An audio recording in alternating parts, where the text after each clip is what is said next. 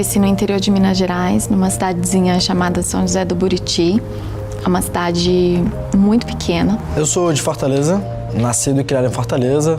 Estudava numa escola de bairro, depois mudei para uma escola maior. E eu tinha sonhos de estudar, muito porque minha mãe não tinha tido oportunidade de estudar. E ela sempre me incentivou muito. Eu sempre estudei em escolas públicas, né? Eu venho de uma família de baixa renda. Ao longo do meu ensino médio, eu cursei ensino técnico em administração, integrado ao médio, numa ETEC do interior de São Paulo. E eu entrei no site, eu vi que tinha um programa de bolsas. Eu me apaixonei pela escola, me apaixonei pela visão da escola. E eu vi que eu me enquadrava no perfil. Por acaso, eu acabei conhecendo o INSPER, acabei entrando no site do INSPER, fiquei completamente apaixonada pelo curso de engenharia que tinha aquela proposta hands-on, aquela proposta mão na massa, uma proposta completamente disruptiva para um curso de engenharia no Brasil, e eu resolvi prestar o programa de bolsas. Eu descobri o INSPER, cara, eu já estava fazendo faculdade lá em Fortaleza, descobri que existia a faculdade, o INSPER, descobri o programa de bolsas, me inscrevi, passei e vim. No dia que saiu a resposta da bolsa, né, eu tava ansiosa, esperando, falei, meu Deus, o que vai acontecer? Liguei pra minha mãe e falei, mãe, passei, já sei qual faculdade que eu quero ir, agora não preciso escolher mais, porque eu tenho certeza que é o INSPER. Eu nunca senti algo antes como aquilo. Pra mim era a concretização de todos os sonhos que aquela menina tinha. E naquele momento, eu não sabia que a minha vida ia mudar tanto. Primeiro, a primeira coisa, se não existisse bolsa, não existia Ernesto no INSPER, entendeu? Não tem como, não fazia, estava muito longe da nossa realidade, então acho que poder entrar numa universidade da qualidade do INSPER só foi possível para mim pela bolsa. O grande objetivo do programa de bolsas, né, do ponto de vista institucional, era trazer diversidade para o corpo discente. Na verdade, criar um corpo discente, construir um corpo discente diverso, de ideias, de propósitos, de visão de mundo.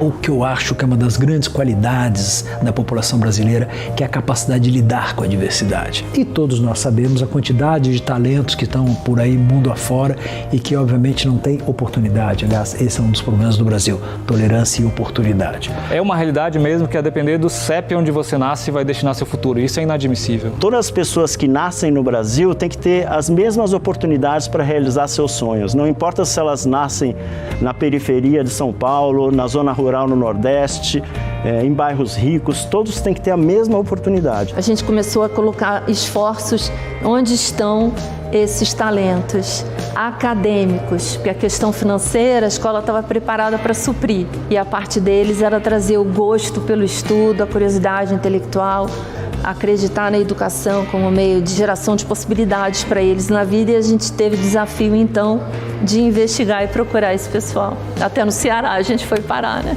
O mundo ele é muito maior do que essas 8 quadras que cercam a faculdade, e trazer gente de fora, você traz, cara, perspectivas diferentes de problemas, você traz novos problemas para dentro da faculdade. Eu acho que tem um ganho de ter diversidade dentro do corpo de alunos, que é super importante para a formação, tanto como profissionais, mas para a formação cidadã também, que eu acho que a faculdade faz parte disso.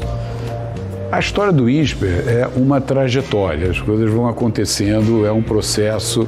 Então nós temos vários marcos. Um marco importante foi a criação das nossas bolsas não restituíveis integrais. Outro marco aí foi mais gradual, é o engajamento progressivo dos nossos ex-alunos, chamados alumni, no nosso fundo de bolsa. Nós temos um número crescente de alumni que hoje contribuem para o Fundo de Bolsas, o que nos deixa extremamente felizes e orgulhosos. Outro marco importante foi a Toca da Raposa, que foi o primeiro dormitório que nós tivemos aqui no INSPER, voltado para os bolsistas integrais. Para pessoas como eu, que são de fora de São Paulo, existe a Toca da Raposa, né, que é um residencial incrível que foi construído pelo INSPER para abrigar esses talentos do país inteiro e conseguir viabilizar que essas pessoas estudem no INSPER. Então, é um espaço bastante colaborativo que me possibilita me dedicar integralmente aos estudos no INSPER. O programa de bolsa permite que essas pessoas, que esses jovens, consigam atingir seus sonhos, cursar os cursos de interesse numa instituição de excelência. E isso vai refletir em toda a vida desses jovens. Do lado da instituição é muito importante porque esses alunos trazem um dinamismo grande para a escola. O INSPER também é um sonho de quem acredita no Brasil, né? Eu acho que aí todo mundo sai um pouco imbuído dessa vontade de fazer diferença, levando esse senso de pertencimento, esse olhar pragmático para onde a gente vai depois de sair aqui do 4A300. INSPER, na realidade, vem de inspirar e pertencer. Então, esse pertencer que nós queremos realmente colocar os nossos alunos, que eles pertencem à nossa comunidade. Eles, na realidade, estão ligados à escola perenemente. Então, a gente colocou muita energia em criar esse senso de comunidade, de engajamento, de amor à camisa, que é independentemente de qualquer contrato, é em outro lugar que está esse compromisso. Meu sonho também é poder adotar alguém como mentora, como madrinha para o programa de bolsas e poder devolver ao INSPER tudo que eu recebi. Eu posso acompanhar hoje como doador, como parceiro do INSPER, iniciativas, né? Ter essa troca e poder ajudar pessoas que vêm de uma realidade parecida com a minha, acho que isso para mim é muito legal. É um grande desafio e nós estamos aqui no INSPER dentro do nosso microcosmo, que é ensino superior, dentro daquilo que nós achamos que podemos fazer bem e adicionar valor, procurando fazer o melhor para contribuir para esse fim. E eu espero que o programa de bolsas esteja apenas começando, porque é claro que todos nós aqui temos um limite, mas ele de fato cria, enfim, impactos mais que proporcionais. É muito bom pensar no futuro do programa, né? Daquilo que a gente colhendo os benefícios do que evoluiu até aqui, e o que a gente espera, o que a gente sonha para frente. Eu acho que hoje trabalhar com a educação é pensar que a oportunidade não pode ser só para alguns, não pode ser para o aluno que já está engajado, tem que ser para engajar um aluno também. Tem que pensar grande, tem que sonhar. Quanto mais jovens a gente forma, né? Quanto maior a oferta, né, de um programa desse para esses jovens, maior o impacto potencial para o nosso país.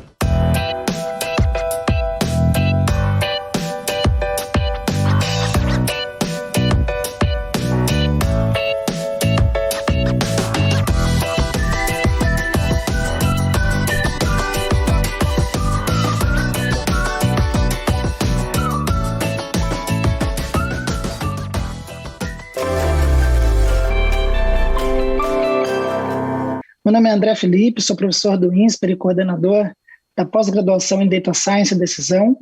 Nesse webinar, nós faremos uma introdução ao framework de saúde baseada em valor e discutiremos como o Big Data está auxiliando nesse contexto. Nosso webinar tem duração de 1 hora e eu convido a todos a interagirem conosco por meio do chat do YouTube. Falando um pouco da nossa instituição, nós somos uma instituição de ensino superior de pesquisa sem fins lucrativos que reverte todo o resultado operacional para uma missão, né, ser um centro de excelência em educação. A gente tem muitas oportunidades e ao longo de 2020 nós tivemos mais de 4.000 alunos em cursos de curta duração, mais de 6.000 em cursos de longa duração. Nossa rede de alumnos já ultrapassou 24.000 alunos e nós arrecadamos nosso fundo de bolsas em 2020 mais de 11 milhões. Nosso portfólio abrange várias etapas da formação, desde a graduação em administração, economia e engenharias, pela pós-graduação lato sensu como um MBA executivo, nossos cursos certificates, nossos programas avançados e também em direito, assim como a nossa pós-graduação stricto sensu com mestrados profissionais e doutorado, e chegando também à educação executiva, fornecendo cursos de curta e média duração e customizados para as empresas. Nosso programa de bolsas foi fundado em 2004, né, com o objetivo de proporcionar que qualquer jovem talentoso ele possa, independente de renda ou patrimônio, ter acesso ao INSPER e ter um ensino de qualidade. Em 2020, mais de 270 alunos bolsistas estavam em formação conosco. Eu deixo o meu contato, né, e agradeço novamente a presença de vocês aqui. Tá? Acompanhe a agenda de nossos webinars no nosso site. E eu passo agora a palavra para os nossos outros 2 colegas que vão se apresentar e compartilhar esse webinar conosco. Boa noite a todos. É um prazer estar convosco este serão. Já conseguiram perceber pelo meu sotaque que eu venho do norte, um bocadinho mais a norte, no hemisfério norte, portanto falo a partir do continente europeu e a partir de Lisboa. É um prazer estar aqui. Eu vou então compartilhar aqui uns slides para me apresentar. Ora bem, o meu nome é João Marques Gomes. Eu tenho um papel grande na universidade. Para começar, eu sou professor de saúde baseada em valor no INSPER. Sou professor de educação executiva e de educação executiva também, mas customizada para empresas. Sou professor também de saúde baseada em valor que nós chamamos aqui na Europa. Nós na Europa, como Portugal é um país de tamanho pequeno, nós utilizamos a língua franca no hemisfério norte e a língua franca é o inglês e, portanto, tudo é feito em inglês, as nossas aulas são lecionadas em inglês e também a designação da nossa universidade, que em português se chama Universidade Nova de Lisboa, as várias faculdades, e neste caso a Escola de Gestão, nós chamamos a nova SBE, Nova School of Business and Economics. E aqui eu sou o professor de saúde baseada em valor na educação formal, porque a saúde baseada em valor faz parte dos currículos dos cursos de mestrado de gestão, de economia e de finanças, e também professor de saúde baseada em valor e de outras coisas também, da educação executiva e customizada. E sou o chair do Instituto de Saúde Baseada em Valor de toda a Universidade Nova de Lisboa. Bom, mas isto na universidade, porque depois no mercado eu sou um consultor de gestão nesta área da gestão da saúde e da economia da saúde. Estou atualmente à frente de uma empresa de consultoria só dedicada à saúde, que é a JPMG. Sou também o co-chair, com muito orgulho, de uma coisa chamada The Cascais Agreement, ou em português o Compromisso de Cascais, é o nome curto, e o nome comprido é o Compromisso Nacional de Portugal, para uma agenda de valor em saúde em Portugal. Isto juntou os principais stakeholders portugueses, de empresas que estão em Portugal, de organizações que estão em Portugal, de organizações de doentes, administração pública, todos os stakeholders da saúde, pharma, medical devices, os hospitais públicos e privados, os cuidados primários, enfim, toda a gente, os principais vieram assinar, um bocadinho inspirados no Acordo de Paris contra as alterações climáticas. Nós decidimos fazer um acordo, neste caso em Cascais, que é a 30 km de Lisboa, para que o país todo se mobilizasse para fazer a transformação no sentido da saúde baseada em valor. Sou também membro do Advisory Board de uma empresa de IT especializada em Value-Based Healthcare na Suíça, que é a LifeGen, podemos falar um bocadinho mais sobre isso. Sou vice-presidente do Instituto Brasileiro de Valor em Saúde, sediado aí em São Paulo, e anteriormente também trabalhei com uma organização internacional muito conhecida para quem trabalha nesta área do valor em saúde, que é o ICHOM, International Consortium for Health Outcomes Measurement, e que é sediada em Harvard. A minha educação, assim muito rapidamente, eu tenho um pós-doutorado em gestão pela nova SBE, sou doutorado em economia pela Universidade de Évora, com passagem pela University College London, no Reino Unido, e na Toulouse School of Economics, na França. Tenho um MBA FIA, do Brasil, aliás, alguns amigos dizem que eu sou metade brasileiro e eu penso que, de facto, pelo menos de coração, tenho uma bela metade de Brasil e de São Paulo em particular, também com passagem depois pela Wharton em Filadélfia e pela UM Lyon na França, e a minha formação de base, seja ao nível da graduação, seja ao nível do mestrado formal em economia. Todos os meus estudos de Value-Based Healthcare passaram por Harvard, pela UT Austin, e também, enfim, a minha experiência com o ICHOM também foi importante nessa minha educação. E, portanto, como apresentação, eu paro aqui e dou a palavra ao Gabriel.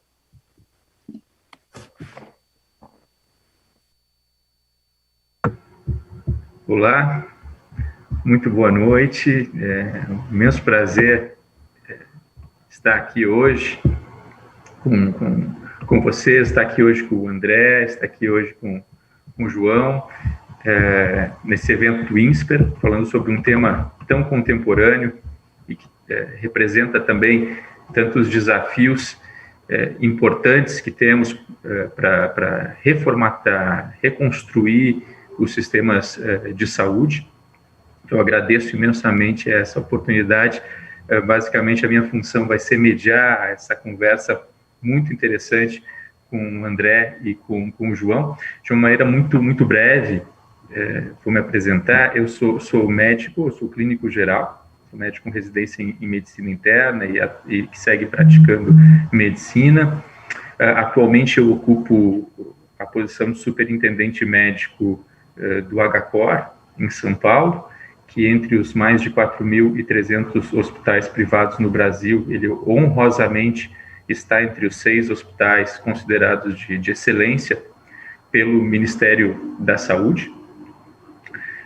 Na minha formação eu tenho um MBA pela Fundação Getúlio Vargas, tenho um background em epidemiologia pela Universidade Federal do Rio Grande do Sul.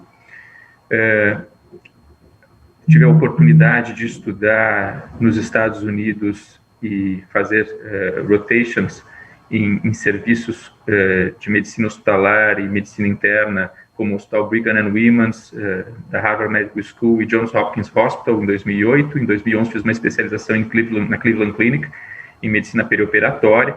E em 2018, parte dos créditos da minha pós-graduação, do mestrado, foram cursados em Erasmus, na Holanda, o que me permitiu também ter um pouco da vivência de sistemas de saúde na prática, não apenas do ponto de vista teórico, em países da Europa, em mais de um estado americano e, obviamente, aqui no Brasil.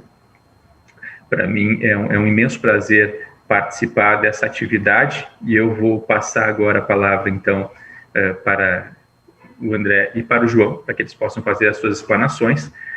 Após as apresentações, eu farei breves comentários a respeito, tentando integrar essas apresentações, e vou estar recebendo todas as perguntas, considerações e ponderações de todas as pessoas que estão nos assistindo, para que a gente possa tornar essa discussão absolutamente interativa. Eu tenho certeza que ela vai ser maravilhosa. O João tem uma experiência única com o tema, uma pessoa de extrema referência, e o André é uma pessoa por quem eu tenho uma enorme admiração. Até temos um artigo publicado juntos nos jornais da Nature recentemente, né, André? E o André foi uma das pessoas que me inspirou, né, junto com o pessoal do LabDAPS, a estudar em maior profundidade modelagem preditiva e machine learning, quando nós nos conhecemos cerca de 2 anos e meio, 3 anos atrás. Então é uma profunda honra estar com vocês dois aqui hoje.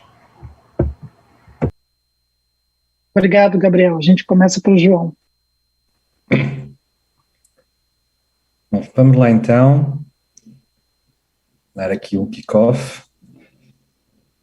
Portanto, já sabem que eu venho falar de saúde baseada em valor e vamos tentar ligar aqui, de facto, a discussão ao Big Data. A primeira pergunta que se deve colocar é: porque é que, afinal, nós precisamos da saúde baseada em valor?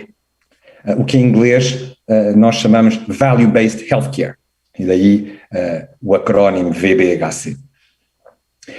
Bom, o problema é que existe uma enorme variação, e uma variação até escondida, seja dos desfechos, seja dos processos clínicos, seja dos custos. Na realidade, o que acontece no terreno é que nós não compreendemos muito bem os desfechos, aliás, não os medimos praticamente quase nada. Não compreendemos muito bem os custos, porque nós não medimos os custos de forma correta para que nós possamos saber quanto é que custa, efetivamente, quais são os recursos que são necessários ter para prestar para um determinado paciente os serviços de saúde numa determinada condição. Depois, um outro problema é que nós temos vindo a pagar de forma também errada, não é? Através de fee for service, através de captação, através de global budget, de orçamentos globais, a saúde. Ora, essa é uma forma errada de pagar pelos cuidados de saúde, porque isto não induz não motiva os clínicos e as equipas clínicas a terem sempre melhores resultados, sempre melhores desfechos ao longo do tempo, com custos sempre cada vez menores. Bom, vamos discutir isto com alguma calma. A primeira noção que as pessoas em geral têm é que a prestação dos cuidados de saúde é relativamente equivalente num lugar ou noutro lugar. E mesmo às vezes, em hospitais de topo, as pessoas esperam sempre ter resultados muito equivalentes. É igual ir para o hospital A ou para o hospital B. Aquilo que nós vemos é que isto é absolutamente errado. É uma concepção absolutamente errada. E este é um slide de uma organização que é o tal AICHOM, e nós vemos, por exemplo, que em hospitais na Alemanha, a variação, não é? Portanto, a variação na taxa de reoperação depois de cirurgia ao quadril é de 18 vezes. 18 vezes. Portanto, significa que há um hospital, pelo menos, que tem uma taxa de reoperação 18 vezes superior ao melhor hospital na Alemanha.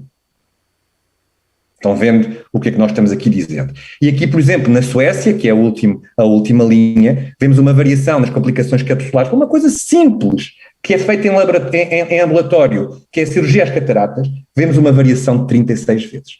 Portanto, como vemos, existe uma grande variação. Aqui um outro gráfico, cada um dos pontos é um centro hospitalar nos Estados Unidos, aqui com dados de 2008 a 2010, e é os resultados, os desfechos do kidney transplant, não é? E temos aqui o One Year Graft Survival, temos uma média aqui, e vemos que existe aqui uma grande variação. Eu não estou muito preocupado com os casos em que existem pouco volume, em que existe pouca casuística, mas nós vemos que onde existe já alguma casuística, que temos uma grande variação à volta da média. E vemos também que, por vezes, fazer muito não é necessariamente fazer melhor. Ainda que, naturalmente, e para a bom da verdade é preciso dizer isso, na ausência de resultados, na ausência de dados sobre os desfechos, efetivamente, o volume é uma boa aproximação, porque, em princípio, se eu faço muito, em princípio eu vou percorrendo uma curva de aprendizagem e, portanto, em princípio passo a fazer melhor. Mas não é garantia. E não é garantia como eu vos vou mostrar aqui. Para quem é de cardiologia, conhece naturalmente este procedimento cirúrgico, chamado Norwood, e que é um procedimento cirúrgico que se faz às crianças muito jovens, bebés, recém-nascidos, que nascem com um problema congénito cardíaco. Pronto. E é uma coisa realmente muito difícil de fazer. Tão difícil de fazer que quando nós olhamos para a média dos 40 centros médicos académicos dos Estados Unidos que estavam a medir a taxa de mortalidade para a Norwood, nós víamos uma taxa de mortalidade de 43%, o que é imenso. Dá para ver a complexidade. Bem, o maior hospital pediátrico dos Estados Unidos, que é o Texas Children's Hospital, que fica em Houston, eles começaram a medir a mortalidade de Norwood, eles concluíram que era de 100%. Isto não são dados inventados, isto está publicado num case de Harvard, e isto não é inventado. E, portanto, reparem bem, aquela nossa percepção que muitas vezes nós temos de isto é tudo mais ou menos equivalente, ou este é o maior hospital, certeza que aqui o tratamento é muito melhor, eu espero com este exemplo já ter desconstruído isto. Não é? Como é que é possível, no maior hospital pediátrico dos Estados Unidos, a taxa de mortalidade para a Norwood era de 100%. Toda e qualquer criança que entrava para aquele bloco operatório, com vida, saía de lá sem vida. Bom, Pior ainda é que eles só começaram a ter noção disso quando começaram a medir os desfechos. Porque até aí, os cirurgiões não tinham sequer noção disto. Bom, era um procedimento difícil, eu fazia 1 ou 2 ou 3, morria, paciência. Quem é que tinha noção disso? E isso foi-me dito na primeira pessoa por quem coordenou, uma enfermeira, por quem coordenou este programa de Value-Based Healthcare em Texas Children, foram exatamente os enfermeiros. A primeira criança que sobreviveu não tinha cama pronta no pós-cirurgia, porque os enfermeiros disseram, é uma Norwood, a criança não vai precisar de cama para nada. Para vocês verem o pânico que é mandarem uma criança para ali. Bom, a boa notícia é que, graças à saúde baseada em valor, eles partem de uma posição de 100% taxa de mortalidade e, no último ano para o qual existem dados, eles chegam a 12,3%. Continua a ser muito elevado, mas bem longe dos 100% e bem abaixo da média nacional, como vimos. Bom, se eu tenho variação de resultados, isto significa que esta menina que está aqui e que representa o paciente, significa que há uns pacientes que não vão receber um tratamento tão bom quanto poderia. Isto significa que vão ficar doentes durante mais tempo e eventualmente ver o seu estadio de doença agravar-se desnecessariamente. E do ponto de vista de um pagador, se eu não estou a tratar tão bem quanto poderia agora, e que vai-me obrigar a ter novos tratamentos, novas cirurgias, novas internações, isto significa, de uma forma simples, que eu estou jogando com o meu dinheiro para a rua.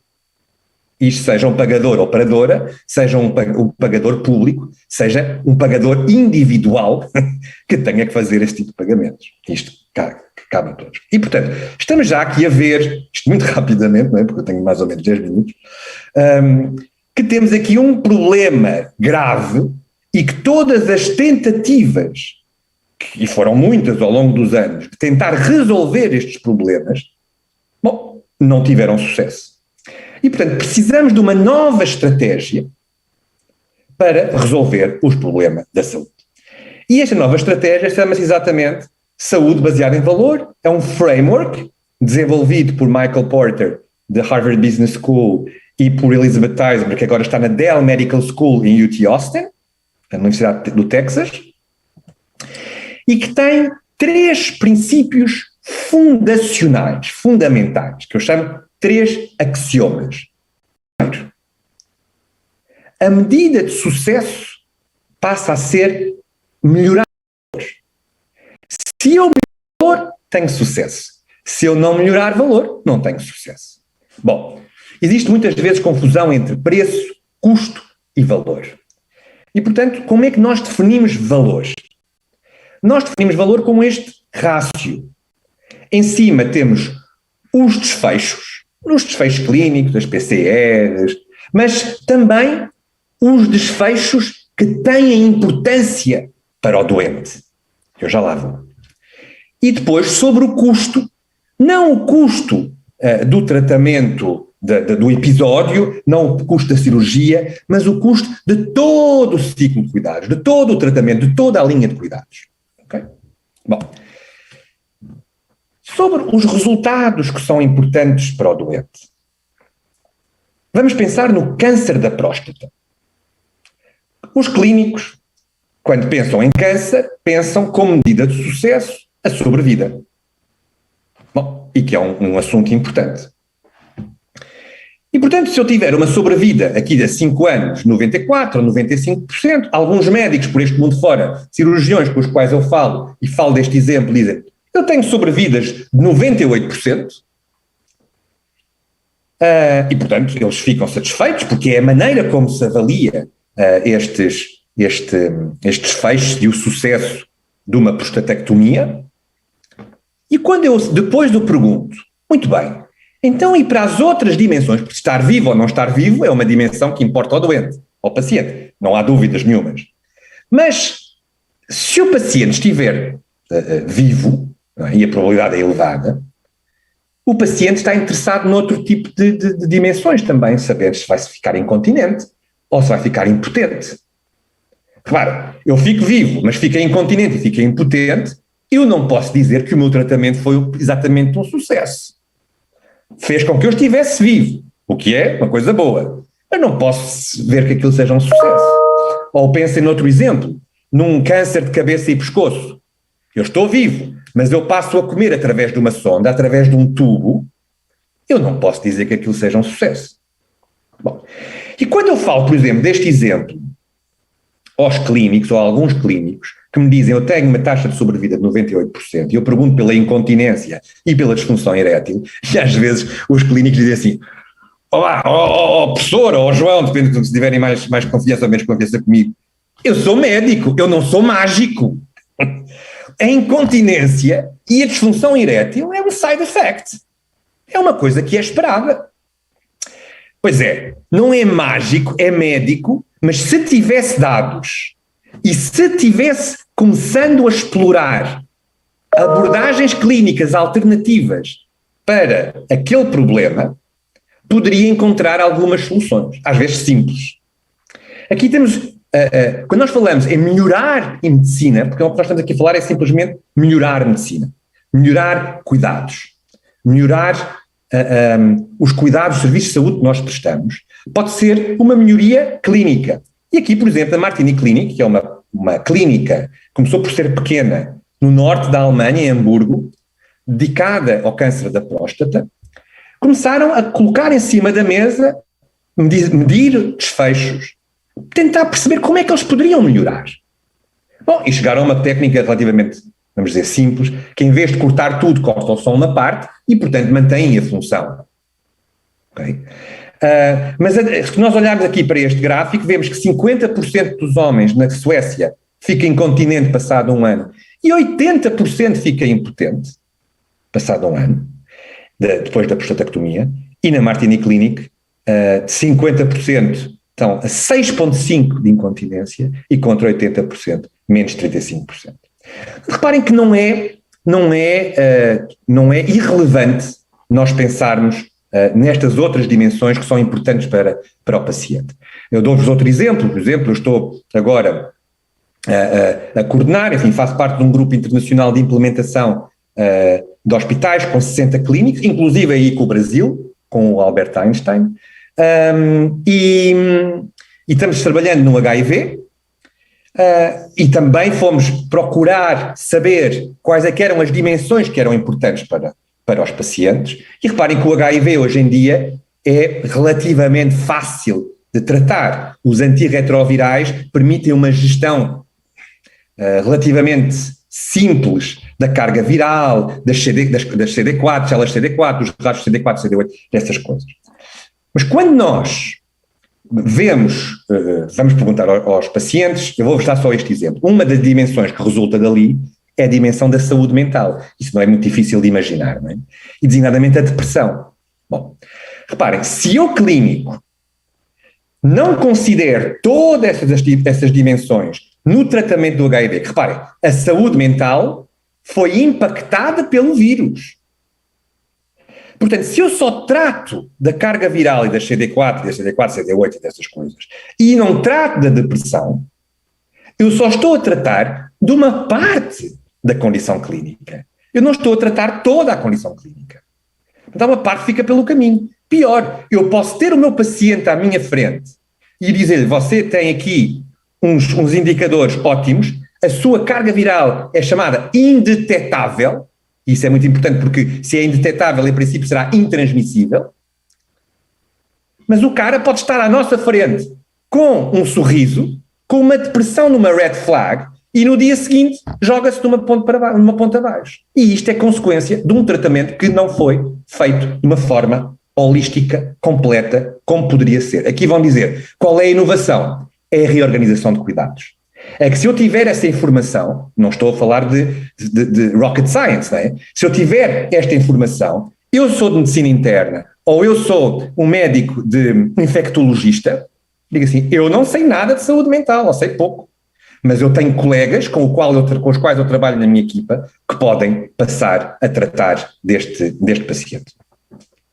Bom, eu vou avançar para vos dizer aqui que Este é o objetivo, é melhorar valor. O segundo, a unidade de medida passa a ser a condição clínica. Portanto, não é o hospital, não é o departamento, não é a cirurgia, é a condição clínica e eu tenho que passar a considerar toda a linha de cuidados. Bom, eu queria só vos dar esta imagem para terem noção dos vários passos, das várias etapas que é importante ter. Um aspecto fundamental é a medição dos resultados e dos custos por cada paciente. Eu agora vou acelerar um pouco, porque eu já vi que estou aqui a ultrapassar o meu tempo. Eu só vos quero dizer que, ao nível dos desfechos, nós normalmente já estamos medindo coisas. Eu meço as taxas de infecção, eu meço as taxas de reoperação, eu costumo chamar a isto a armadilha do contabilista preguiçoso. Se eu não consigo medir aquilo que eu quero, eu na saúde passo a querer aquilo que eu posso medir. Meço as taxas de infecção, meço as reoperações. Vão-me dizer, não é importante, mas não é a história toda. Ok? Os resultados, os desfechos que são consequência de um tratamento são importantes e nós não estamos a fazer. E designadamente, como eu estava falando há pouco, aquelas dimensões que são importantes para o paciente. Reparem, eu posso ter uma taxa de infecção e uma taxa de reoperação para a substituição do quadril muito baixa, mas se eu, paciente, passado 6 meses ainda não estou conseguindo andar convenientemente, não podemos dizer que foi um sucesso a minha cirurgia. E portanto temos que medir os desfechos, temos que os estudar, portanto, temos que ter dados.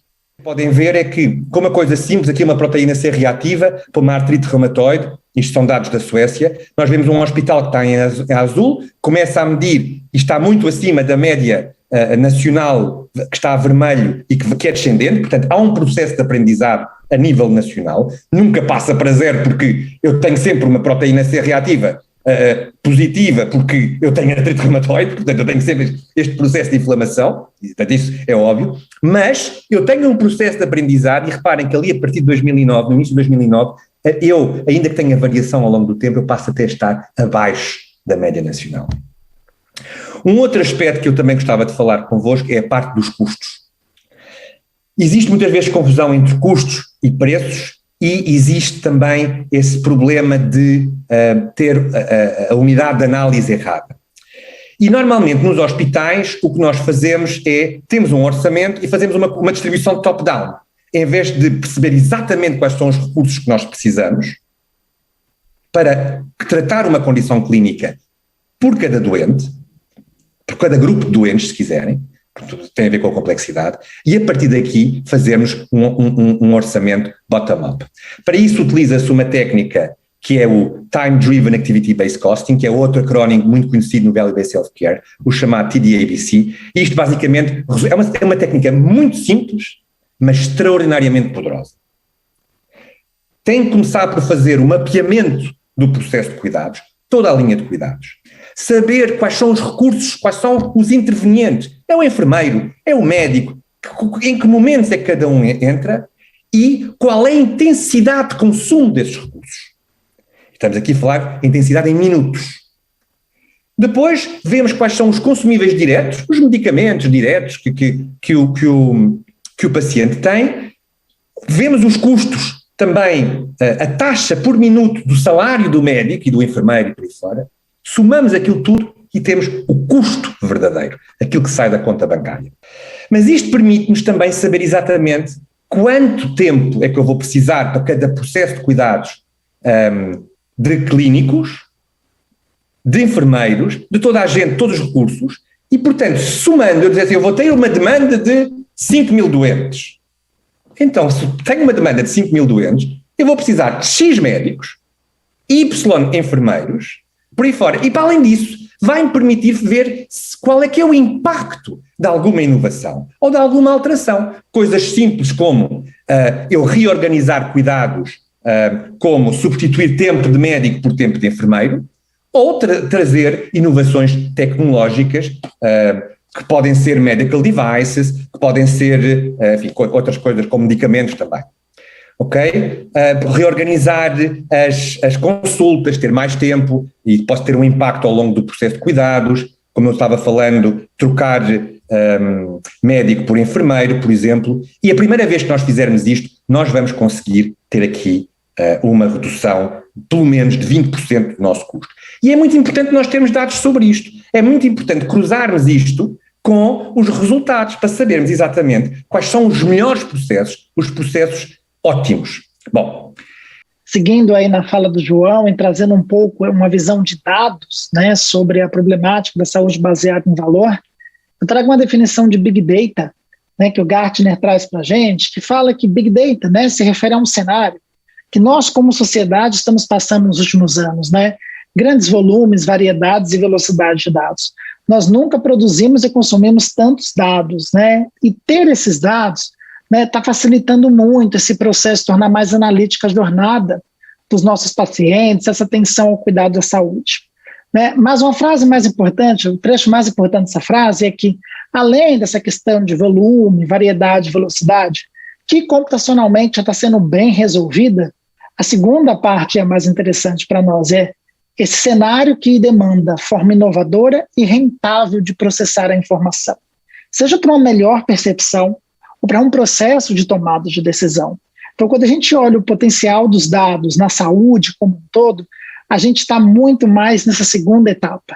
Ou seja, como levar isso para as instituições de saúde, para o governo, para pessoas que decidem uma forma inovadora e rentável de processar essa informação. E quando a gente olha para a saúde, né, o meu background é todo em computação, né, toda a minha graduação, minha pós-graduação foi sempre em computação. Para mim é um cenário extremamente complexo, como está nessa imagem, né? Existem muitas pessoas, existe um espectro analítico, né, que uma organização de saúde precisa lidar, e a gente tem uma consciência, né, de que dentro de uma organização de saúde você tem, né, dois extremos analíticos, ou a gente usa os dados para fazer ali uma melhoria de desempenho organizacional, ou também a gente vai fazer os dados para melhoria de desfechos clínicos.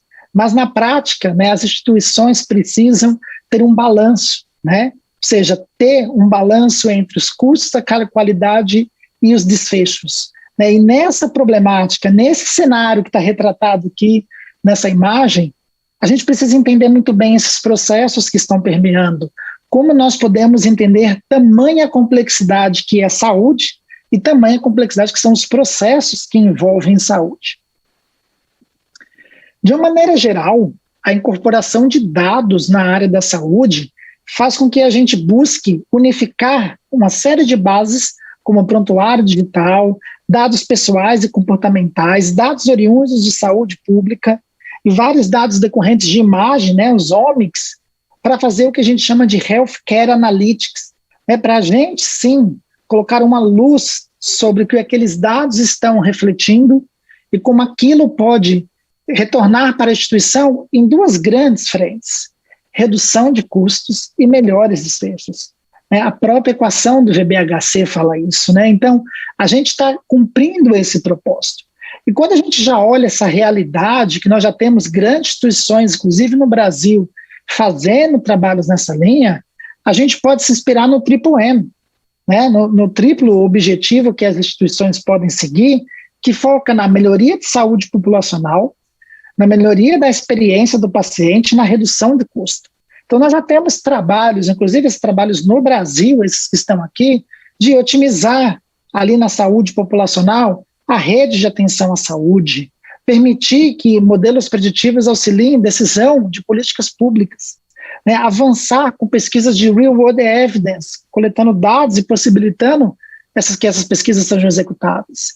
Na melhoria da experiência do paciente, modelos preditivos de risco que acompanham toda a jornada do paciente.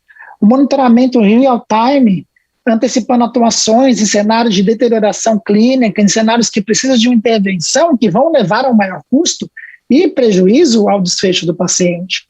Né? Você tem toda uma questão de trabalhar com speech analytics, né? Você fazer processamento de linguagem natural para entender melhor o paciente, automatizar alguns processos, permitindo que o médico consiga interagir melhor com o paciente do que ficar só preenchendo prontuários eletrônicos. A gente tem a questão da redução de custo também, né? Como, por exemplo, num hospital, a radiologia sendo quase que um coração do hospital ali para fazer os diagnósticos e entender todos os prognósticos, aumentar a produtividade hospitalar por meio de reconhecimento de imagens auxiliadas por máquina. Assim como fazer forecasts financeiros, otimização de escala e estoque. Todos esses cenários permitem, né, que a instituição avance em cima desse triplo objetivo e baseado em dados, baseado em fatos que vão subsidiar melhores decisões. E na prática, sob o ponto de vista do paciente, né, a gente tem uma série de dados como sociais, comportamentais, genômicos, biosensores, que a gente precisa organizar, né, e historicamente, de uma maneira como as organizações estão organizadas, né, estruturadas, esses dados vêm de muitas fontes.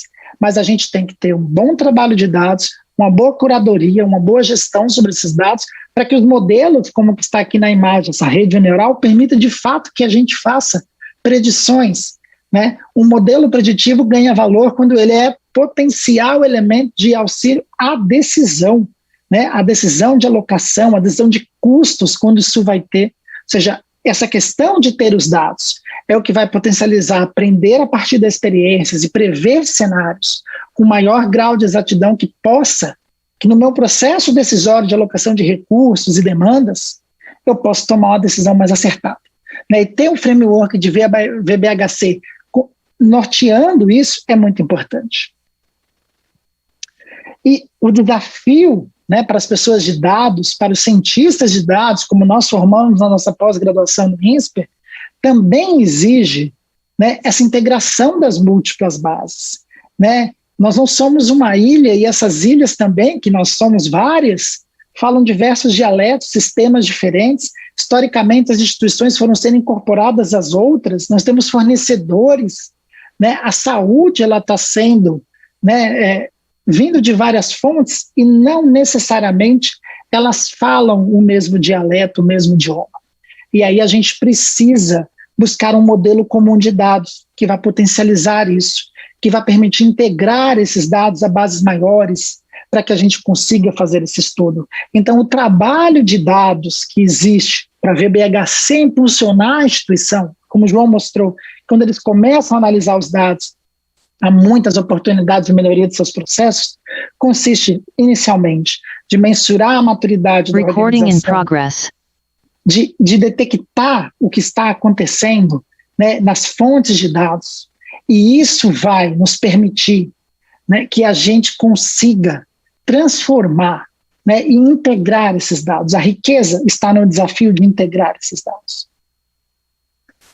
Aqui é um outro exemplo, né, da necessidade de integração. A gente tem vários sistemas, várias origens, prontuários eletrônicos, prontuários administrativos, dados clínicos, né, às vezes digitados pelos profissionais, e a gente precisa buscar estruturas analíticas que aí a gente trabalhe com evidências do mundo real e também permita fazer analytics em cima disso. Então, quando eu mostrei aqueles exemplos para vocês do M, começa com a organização dos dados na instituição, a instituição criando uma jornada analítica, uma jornada transformadora, para que aquela conta que aparece em VBHC, aquele grande objetivo, e a mensuração daquilo seja em cima de fatos que vieram de dados. Né? E o João trouxe um tema muito interessante quando ele fala, a gente não pode contabilizar apenas aquilo que nós temos que pensar na jornada inteira e capturá-la.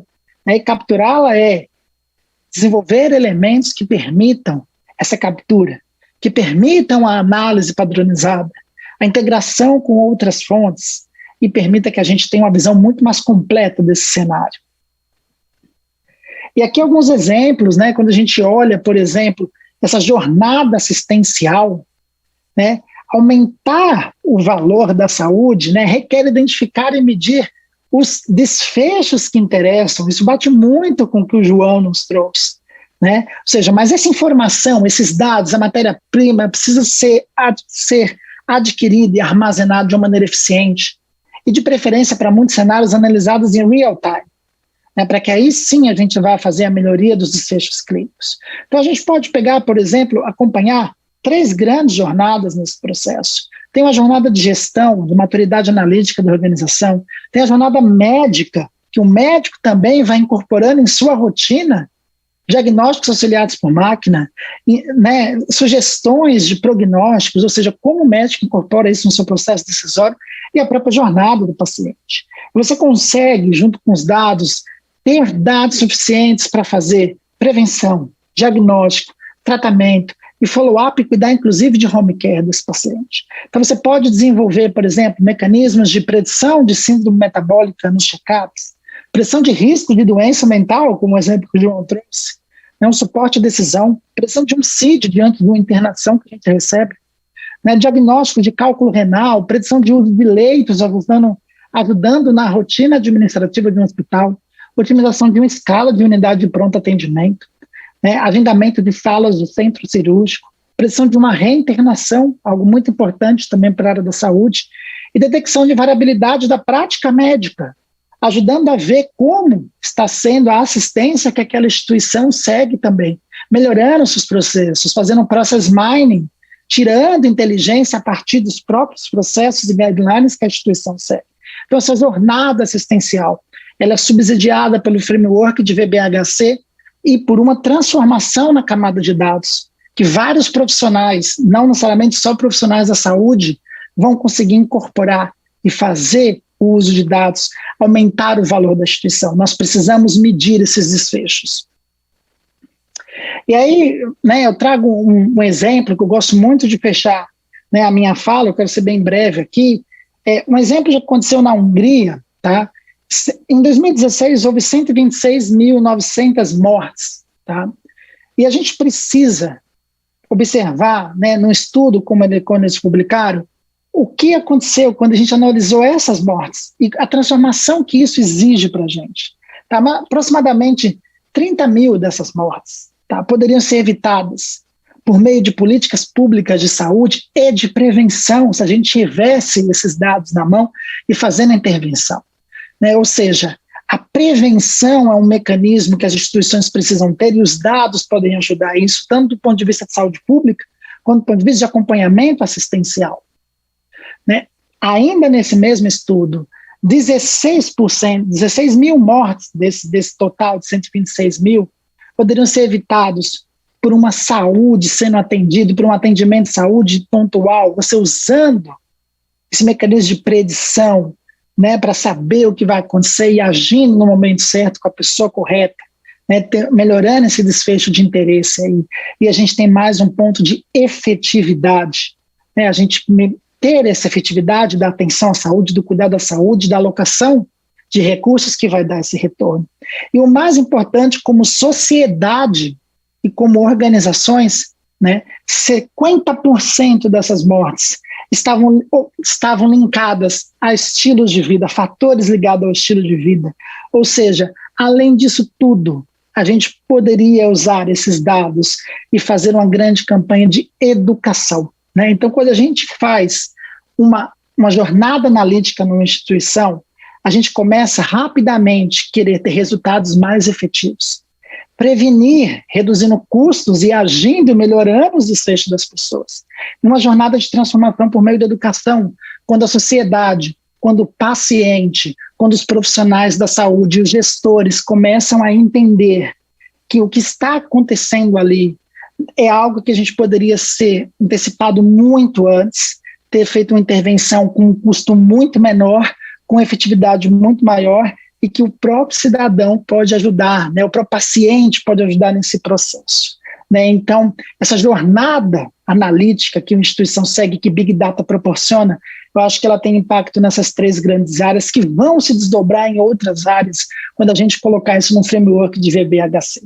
Mas, principalmente, é isso que a gente percebe, é isso que eu percebo no meu dia a dia, levando essa jornada analítica em instituições de saúde, que a gente começa a ter essa visão. E isso não é só para a saúde, como instituições, mas como sociedade, a gente também tem que ter essa mensagem. As pessoas precisam entender o poder dos dados para isso, como isso pode potencializar ao cenário da saúde. Tudo bem? Então, essa aqui é a minha fala, eu passo agora para o Gabriel.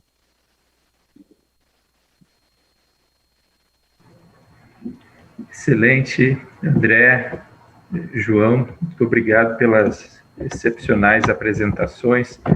Obviamente, o tema, os temas, né, são absolutamente são apaixonantes, porque eles têm nuances que realmente elas se conectam, né, e são absolutamente necessárias para que a gente possa, de fato, fazer com que o valor seja entregue para o paciente, e são desafios importantes. Eu gostaria de tecer alguns comentários breves, depois eu vou endereçar algumas perguntas para ambos.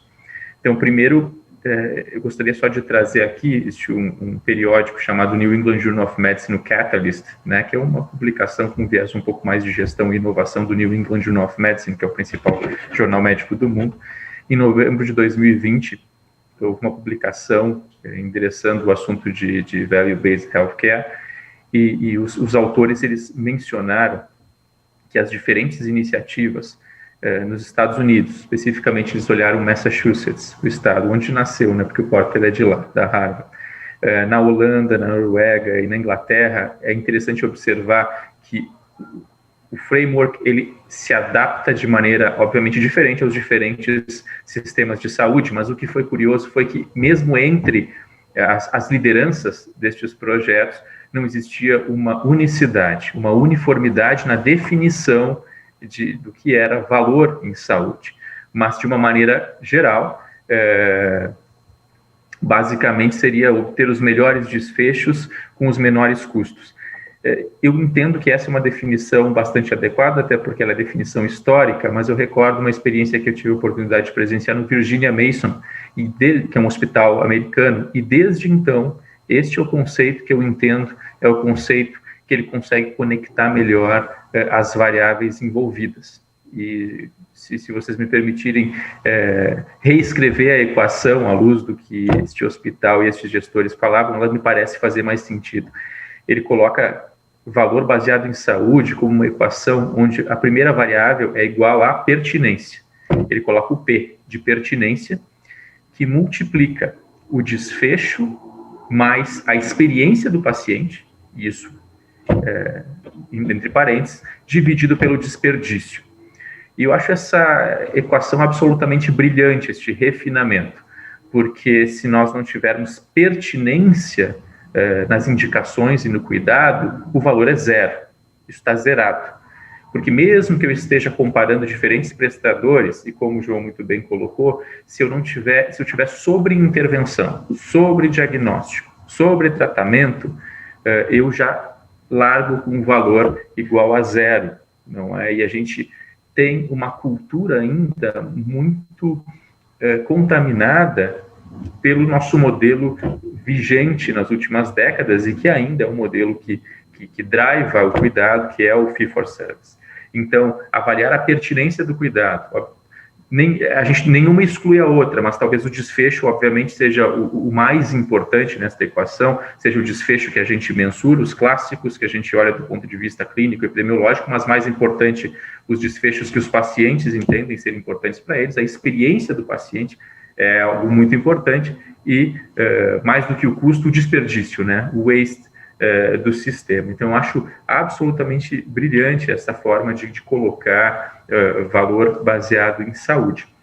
Eu estou construindo um arsenal aqui conceitual para fazer uma pergunta para o João, para endereçar uma pergunta para o João que eu entendo ser muito bacana.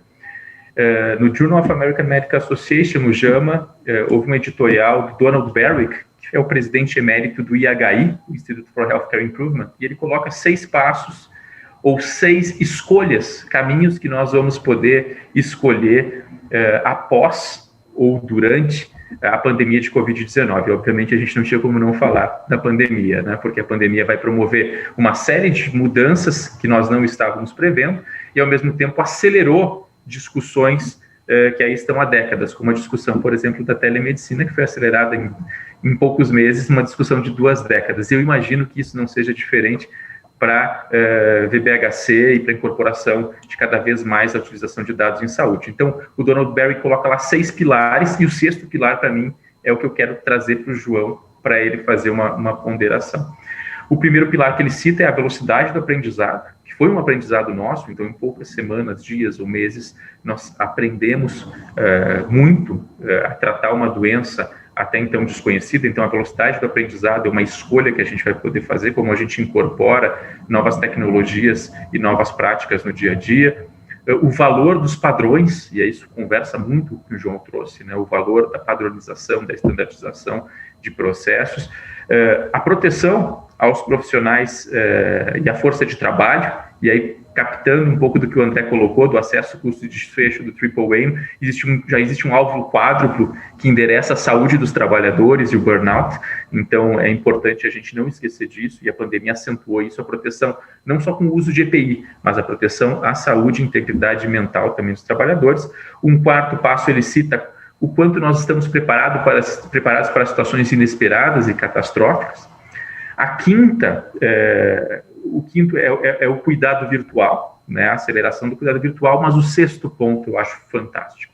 E aí que eu começo a pergunta para o João, que é a iniquidade ou a desigualdade, que a pandemia, em alguma medida, ela contribuiu para acentuar as desigualdades e acentuar a iniquidade do sistema de saúde. E aí vem uma provocação com a pergunta. Obviamente que, do ponto de vista de um sistema capitalista, mais competição leva a mais especialização do cuidado, e, em tese, no mercado, né, capitalista, economia aberta, o full market, isso é regulado por oferta e demanda. Obviamente que o framework era outro, mas a pergunta é, temos exemplo dos Estados Unidos, onde a hiperespecialização do cuidado, ela levou a grandes desigualdades e grandes iniquidades. A minha pergunta para o João é, João, você entende que pode ser um problema, especialmente para os grupos mais vulneráveis e para pacientes mais complexos, a hiperespecialização do cuidado que pode ser motivada pelo VPHC? Você entende isso como uma potencial desvantagem?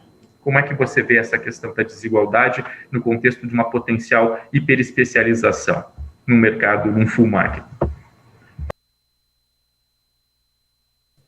Ok, muito obrigado pela pergunta, uma pergunta muito interessante, na verdade. Eu tirei aqui algumas notas. Eu queria dizer aqui algumas coisas que eu acho que são importantes. Nós, quando falamos em VBHC e aquelas etapas todas importantes que se autoalimentam umas às outras, nós falamos hoje apenas da medição dos desfechos e da medição dos custos, mas existem outras etapas igualmente importantes, passos igualmente importantes, como a reorganização de cuidados em equipas multidisciplinares, nós chamadas IPU, Integrated Practice Units, e depois todo um pagamento à volta disto. O resto é consequência desses passos fundamentais. Portanto, equipas multidisciplinares em torno do doente e da condição clínica, ou de grupos de condições clínicas que são muito semelhantes, eu falava, por exemplo, da doença congénita cardíaca, ou para cuidados preventivos, como o André falou nisso também, e de cuidados primários, e aqui já não é à volta de condição clínica, aqui estamos a falar de segmentos de população. Porque basicamente o que nós temos aqui na base é a ideia da segmentação e a ideia de termos equipas clínicas que vão conseguir resolver as necessidades daquela pessoa, daquele paciente. Ok? Pronto. Isto faz com que, portanto, há toda uma lógica de reorganização de cuidados, há toda uma lógica de integração de cuidados e de pensar novas maneiras, novos caminhos, novas linhas de cuidado. Pronto. E de facto, isto é a primeira coisa que eu queria dizer, a pandemia veio trazer, e a Covid em particular, veio trazer, eu acho, boas notícias para o Value-Based Healthcare. A primeira das quais foi que os cuidados passaram a estar organizados para a Covid, e para o coronavírus, enfim, mas para a Covid especificamente, à volta daquela condição clínica. E, portanto, as pessoas muitas vezes dizem, mas não é possível fazer isso. É possível, porque aqui tivemos, mas já no câncer também vai acontecendo desta maneira e para algumas coisas vai acontecendo.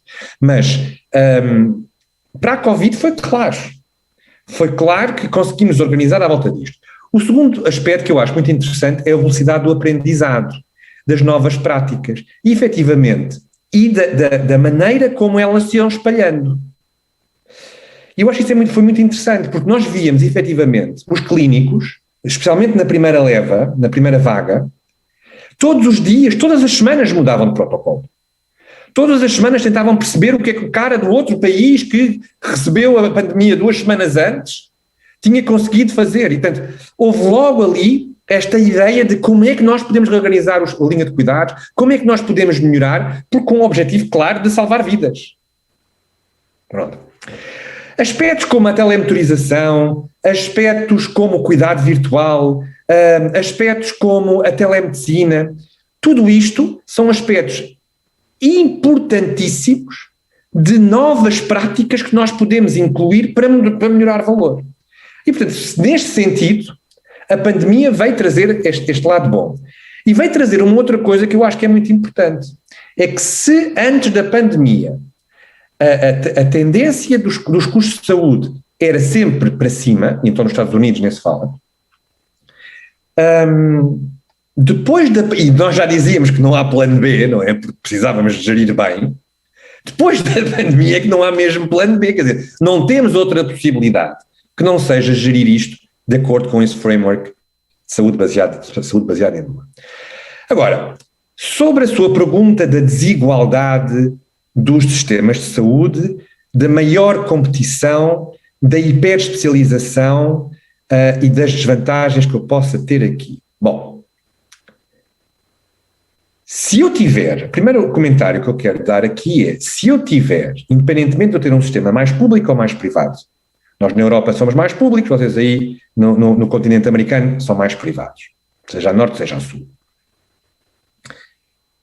Se eu tiver variação de resultados em saúde e variação de custos, mas variação de desfechos em saúde, e eu não souber quem está a prestar os melhores, ou quem está conseguindo os melhores desfechos, eu tenho logo à partida um problema de desigualdade.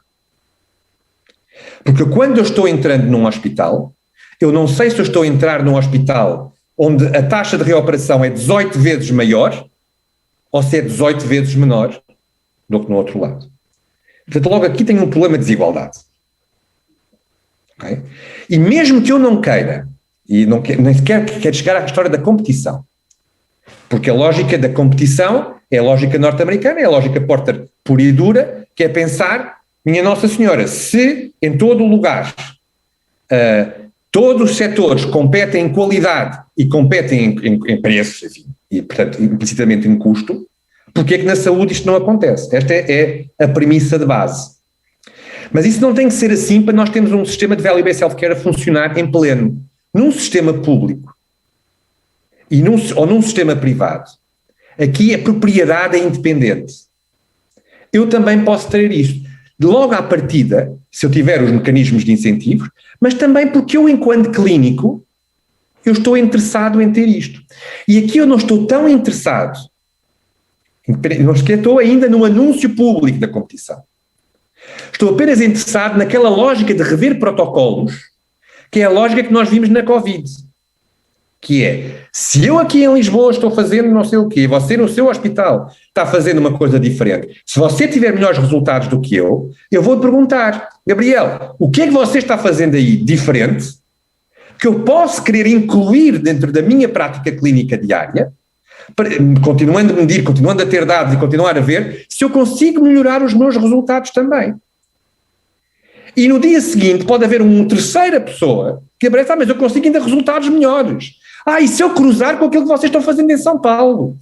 E, portanto, temos uma lógica de, como eu falava há pouco com aqueles gráficos, de achatamento da dispersão, da variância, e de melhoria contínua de todo o sistema. Se eu tiver esta lógica, e eu não preciso de ter uma lógica de dizer, o seu hospital é melhor que o meu, ou aquele médico é melhor do que o meu, eu não preciso sequer ter isso. Eu posso estar num ambiente de segurança total para os clínicos, que é o que eu, nos trabalhos que eu tenho vindo a fazer, é esse, eles têm acesso aos dados, aos seus próprios dados, e têm acesso às melhores práticas, como um case, e a partir daqui retira-se ensinamentos, os ensinamentos possíveis Porque claro que com a inteligência artificial, que será mais para adiante, ainda podemos retirar ensinamentos bem mais interessantes, como aliás o André expôs brilhantemente. Portanto, como é que eu vejo o problema da desigualdade? Eu vejo o problema da desigualdade logo à partida, se eu não tiver resultados, se eles não forem conhecidos, e se eles forem conhecidos e eu não tiver os meios para ir para o lugar certo, então eu vou ter desigualdade. Mas o fenómeno que nós temos vindo a assistir, seja do ponto de vista dos pagadores, seja do ponto de vista dos empregadores, dos grandes empregadores, designadamente nos Estados Unidos, como o Walmart, por exemplo, que prefere mandar os seus empregados para MD Anderson, por exemplo, para o Texas, longe, prefere pagar a viagem, a estadia ao paciente e a um acompanhante, do que estar a prestar, ao pagar os cuidados de saúde localmente, onde eles não vão ser tão bons, onde eles vão ter um impacto na saúde do doente, onde vão ter um impacto na carteira direta do pagador, nesse caso o Walmart. Porquê? Porque vai haver novas reinternações, novas cirurgias e um problema que não está resolvido, e portanto mais dinheiro, e absentismo no trabalho, porque nós quando temos um trabalhador é para ele trabalhar, não é? E absentismo no trabalho na própria empresa. Portanto, o que eu vejo é, pelo contrário, essa hiperespecialização, o que vai fazer, que é um dos passos das etapas da saúde baseada em valor, é uma reorganização dos sistemas de saúde, onde, por exemplo, vocês podem ser, em São Paulo, muito bom no HCOR, muito bons em determinadas práticas, e vêm pessoas do Nordeste, e se calharem no Nordeste, passam a eles serem muito bons numa outra coisa qualquer, e as pessoas de São Paulo a deslocarem-se até lá. Ou na Europa a mesma coisa, uns irem lá para Hamburgo, outros vêm para Lisboa, outros vão para Paris, outros vão para o que for, e todos têm acesso aos melhores cuidados e aos cuidados mais baratos. Não sei se eu respondi à sua pergunta. Foi excelente, foi excelente. Eu acho que é um tema muito intrigante, né? E de novo, né?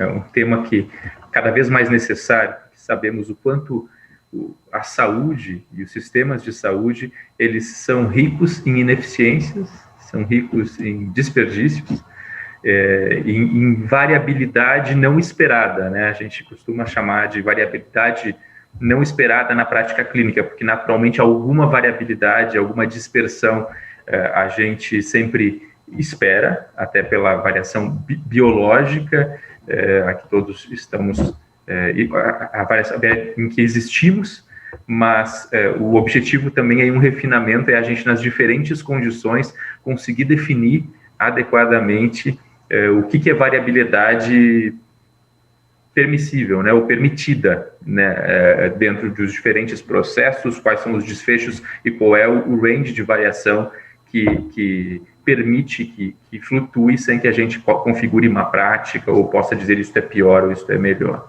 E já fazendo um gancho para a pergunta para o André, e muito obrigado, João, pela excelente explanação e pela excelente reflexão.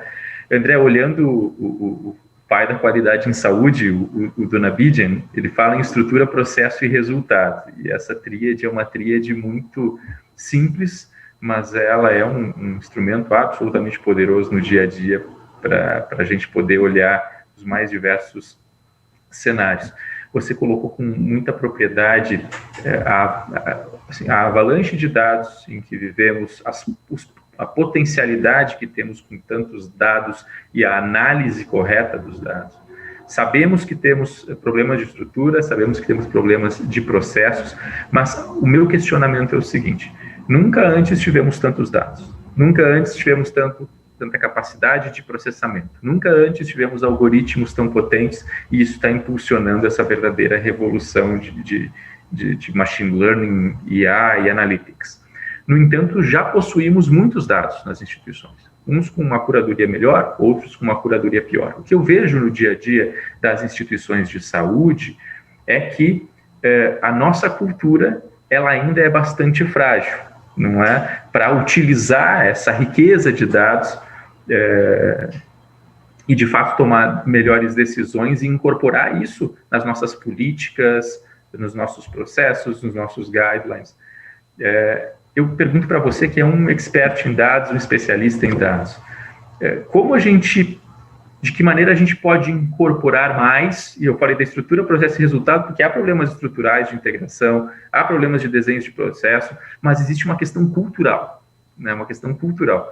E há quem diga que a cultura é maior que a estratégia, né? Então, como incorporar isso à nossa cultura? Como é que você vê, quais os caminhos que você vê como possíveis para que a gente cada vez mais seja data-driven, que a gente utilize os dados que nós já temos e os que estão por vir nas tomadas de decisão e no nosso dia a dia? Perfeito, Gabriel. Acho que uma boa pergunta, porque, né, todo mundo fala que houve, né, aquela frase que dado é o novo petróleo, né, mas o que eu digo mesmo quando eu estudo isso é que dados são ativos de potencial valor, né? As pessoas confundem ter dados com ter valor, né? A transformação de dado em valor se dá quando a gente aprende a tomar decisão em cima dos dados, né? Então, assim, as instituições, elas acreditam que tem dados, né? Se ficam na hype que existe no mercado, que ter dados é valor, e para mim, mas quando você olha de fato a realidade, isso não é só no Brasil, você olha, as pessoas não têm uma educação, uma literacia, ou seja, o data literacy, para que eles consigam olhar aquilo e falar assim, tudo bem, como é que eu uso esse dado para tomar a decisão?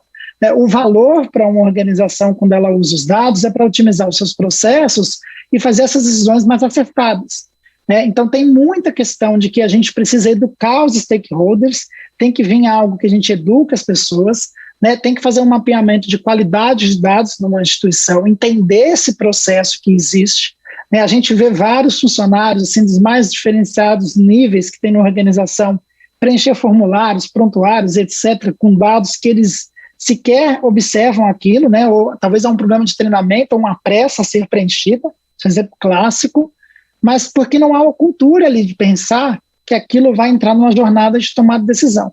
Mas, indo direto ao seu ponto, eu acredito que tem uma grande diferença entre as instituições terem dados. Quando elas normalmente têm dados, né, elas usam muito para análise descritiva. Essa análise descritiva é uma análise do passado, talvez da situação atual, mas que ela vai chegar tarde para você, na maioria das vezes, porque você vai ter já um fenômeno que aconteceu, né? Então você não vai ter muita tomada de decisão, você vai saber, é assim que eu estou, e aí as instituições já querem ir para modelos preditivos, né? Que já falam um pouco de futuro. Mas modelo preditivo, indo para o conceito médico, na verdade a gente precisa de modelo prescritivo, né? Então a análise prescritiva é a mais importante, quando as pessoas olham aquilo, né? Você como médico sabe bem disso, você olha para um paciente, você faz uma inferência, uma predição na sua cabeça, mas você prescreve algo que você acredita que vai ser mais efetivo. Então essa tradução que a gente tem entre ter dados, querer fazer modelos preditivos, mas não conseguir levar isso para a tomada de decisão, isso impulsiona muito, né? Ou seja, tem um déficit entre eu tenho os dados, eu faço modelos preditivos, mas quantos estão em produção? Quantos de fato você vê sendo utilizado nas instituições, né? Então, eu acho que faz parte das que as instituições coloquem o pé no chão, entendam o poder dos dados. Acho que a pandemia trouxe isso. A gente, no começo, né, participou de várias task forces aí para tentar entender o Covid. O mundo inteiro tentou usar os dados do passado, dados retrospectivos, para entender um fenômeno novo.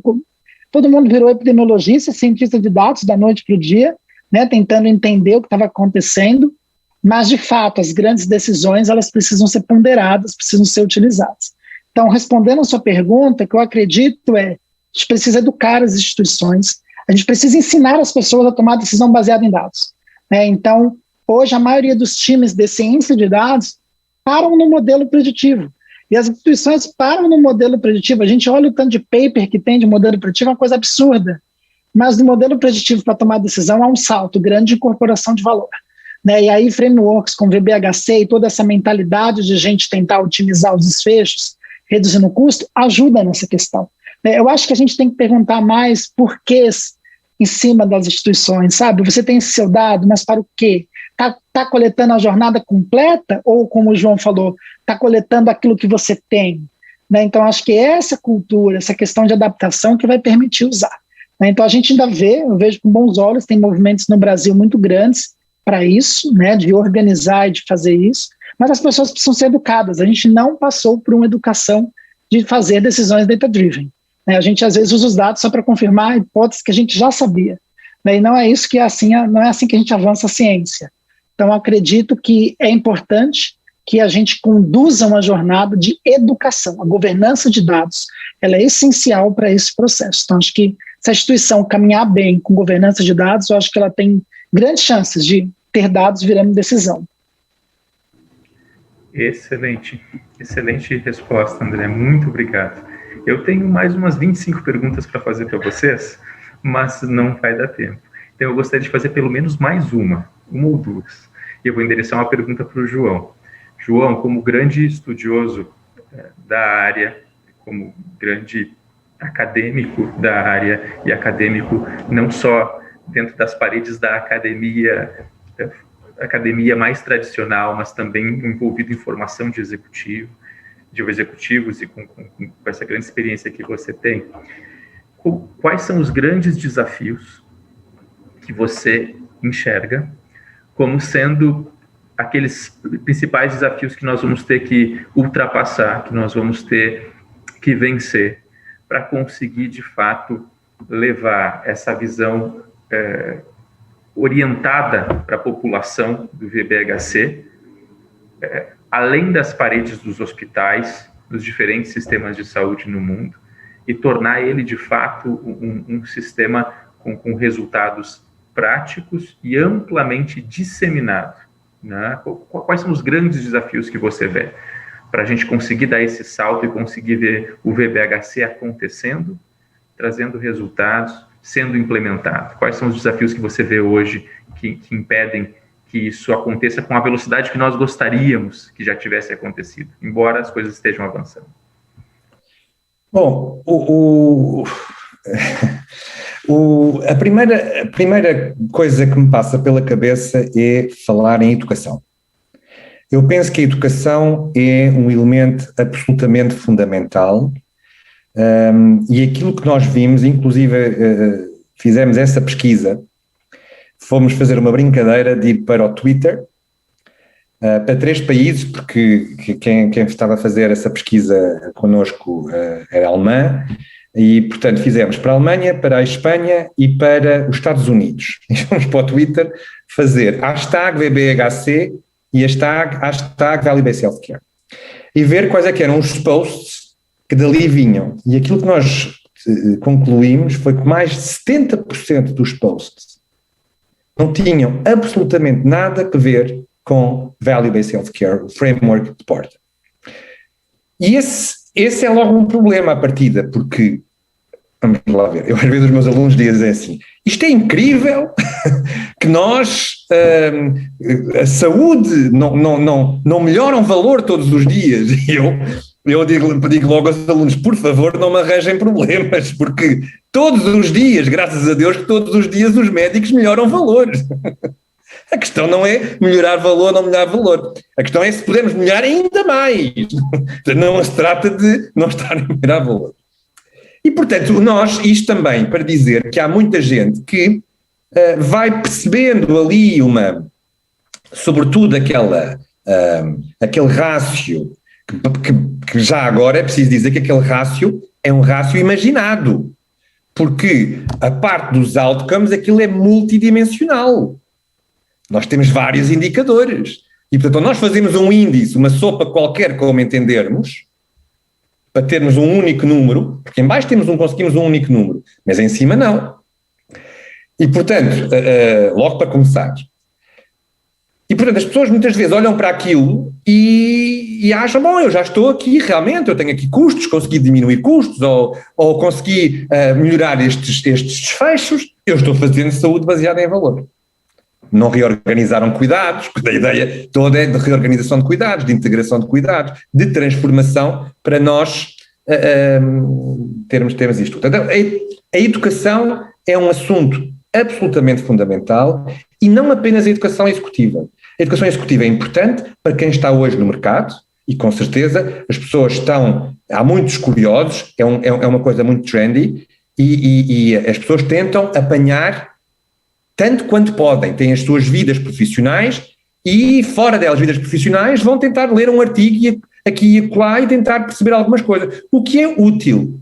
Mas, enfim, agora fazendo publicidade ao próprio INSPER, há cursos como este do INSPER, onde vale a pena vir, e a nossa experiência é que, olha, não vou ainda dizer tudo, mas em prémios importantes, alunos que vieram tirar o curso de saúde baseada em valor no INSPER, ganharam. Depois, mais adiante, vão confirmar estas minhas palavras, até porque estão gravadas. Mas já ganharam, ok? Ainda não foi anunciado, mas eu posso dizer isso. E, portanto, é muito importante essa educação, mas é muito importante também ter educação formal nos cursos de medicina. Nos cursos de medicina os cursos estão, mas nos cursos de medicina designadamente. Porque se nós formarmos os médicos da manhã, já a pensar desta maneira, já a pensar que têm que melhorar todos os dias, já a pensar da maneira como devem melhorar e como devem reorganizar todas as estruturas da saúde, então a transformação vai ser muito mais rápida depois. Para só para vocês terem uma ideia, aqui nós na Faculdade de Ciências Médicas, todos os anos, o limite que nós demos à turma foi 50 alunos. Neste pequeno Portugal, que é equivalente a Santa Catarina, em 10 anos vamos ter 500 futuros médicos ou médicos a saber de Value-Based Healthcare. Portanto, façamos isto nas universidades de todo o mundo e aí vamos ter uma grande alteração. Precisamos de conhecimento. Esse conhecimento é muito importante também porque quando nós queremos fazer a transformação, seja os prestadores, seja os pagadores, eles vão sabendo, mas não têm ou informação suficiente, os tais dados, porque é muito interessante o que o André dizia há pouco. Há pessoas que dizem, mas eu estou fazendo Value-Based Healthcare, que eu já estou coletando dados. E eu digo assim, muito bem, e o que é que aprendeu com os dados? Ainda nada. Então não está fazendo Value-Based Healthcare, só está coletando dados. E se continuar só coletando dados e não fazer nada com eles, o melhor é parar, porque está gastando recursos e não está ganhando nada com isso. Não é? Pronto. E, portanto, precisamos de conhecimento, de falarmos a mesma língua, de termos campeões, o que nós chamamos dos champions, que queiram fazer a transformação. Precisamos de alinhar com pagamentos, precisamos de avançar com as operadoras, precisamos e eu acho que esses são os aspectos mais importantes. A tecnologia está aí. Se nós queremos plataformas, retirar conhecimento, está aí. O que é realmente importante é nós dizermos, ok, vamos pensar, vamos começar, eu diria, às vezes a pergunta é, como é que nós começamos? Pode-se começar como se quiser dentro daquele framework do Porter. Eu diria, eu começaria medindo resultados. Medindo resultados numa condição onde eu tenha muito volume, que seja fácil de tratar e que seja cara. Porquê cara? Porque eu vou conseguir quick wins. Bem, depois de olhar para os meus resultados, eu vou pensar assim, eu com os meus colegas, como é que nós poderíamos melhorar isto? Que equipa multidisciplinar é que nós poderíamos fazer para melhorar isto? E passa a ter a IPU e continua este processo. E depois começa a olhar para os custos e passa a olhar para a linha de cuidados. E como aquilo que eu falava há pouco, como é que vamos reorganizar e reajustar isto tudo? E primeiro internamente, não precisamos logo de ir para situações de benchmarking internacional e de nos pormos a jeito de... Não, vamos fazendo pequenos passos. Não precisamos também de pormos logo PROMs, os Patient Reported Outcomes Measures. Podemos só começar com as coisas simples. Eu mostrava há pouco a PCR, proteína C reativa, artrite reumatoide, quer dizer, é coisa, não é? Que é uma coisa simples, que toda a gente tem para esse tipo de processos inflamatórios. Portanto, é um work in progress, mas educação, sabemos do que estamos a falar e toda a gente perceber a pertinência disto, juntando a isto os incentivos corretos, consegue a transformação. Muito, muito interessante, né? Você tocou em pontos aí fundamentais, acho que foi uma brilhante resposta. É mais ou menos aquele ditado clássico, aquele chavão, né? Think big, start small and learn fast. É um pouco disso, né? Porque o grande erro é as pessoas tentarem começar complexo demais, né? Então é muito interessante esse raciocínio de iniciar com uma condição mais simples, que seja uma condição mais cara, não é o que a gente já vai conseguir evidenciar benefícios, e daí evoluir não só as linhas de cuidado, mas para pacientes mais complexos, evoluir para sistemas, para redes, ecossistemas, mas primeiro a gente precisa começar com a nossa primeira linha, antes de cruzar todas essas linhas e fazer esse emaranhado, não é? Então, achei muito importante e muito foi brilhante a sua colocação. Como eu mencionei para vocês, eu tenho mais de 25 perguntas aqui, mas eu entendo que devido ao adiantado da hora, acho que a gente já pode encaminhar o final. Teria mais uma pergunta para o André também, mas eu vou, ao invés de fazer a pergunta, eu vou então me despedindo, né, e agradecendo a oportunidade de estar aqui com vocês.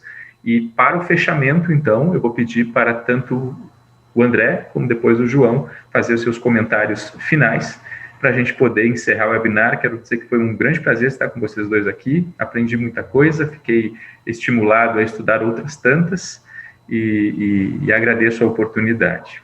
Depois vou assistir novamente o webinar com mais calma, a gravação dele.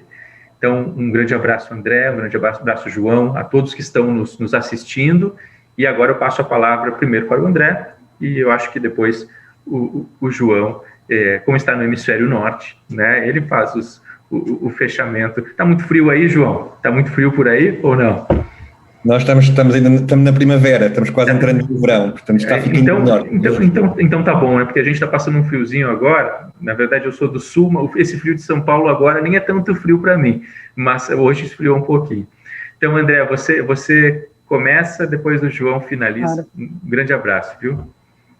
Perfeito. Eu que agradeço, Gabriel, a sua parceria conosco, né? Em nome do INSPER, agradeço a você e ao time do HCOR por estarem aqui conosco, né? Proporcionando esse momento. Tá? E fico muito grato, né? A gente promover esse tema. O INSPER tem programas tanto na área de Data Science como na área de VBHC.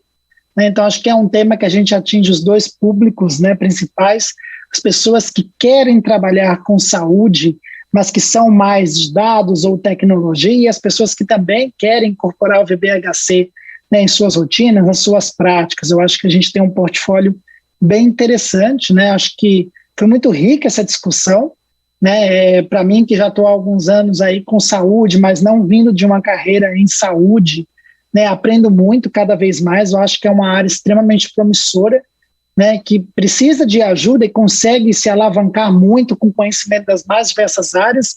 Então, acho que fica também um convite aqui para os colegas, né, para quem está nos assistindo, que tenham interesse de ingressar, né, que conheçam também o nosso portfólio. E aí eu vou só mostrar um único slide, já passo a palavra para o João, né, que os participantes que se inscreveram nesse webinar, né, quem se inscreveu ali pelo site do INSPER e colocou, né, o seu e-mail, já tem 15% de desconto em nossos cursos de saúde para o ano de 2021.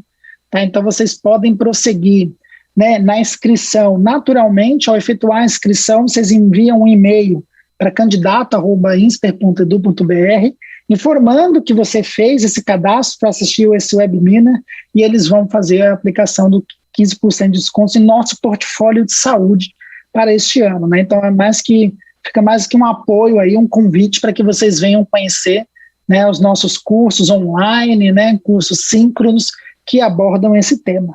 Tá? Então, com isso eu deixo aqui o meu agradecimento, né, a minha gratidão por ter vocês dois aqui, né, nos ajudando a promover a discussão desse tema, e passo a palavra para o João.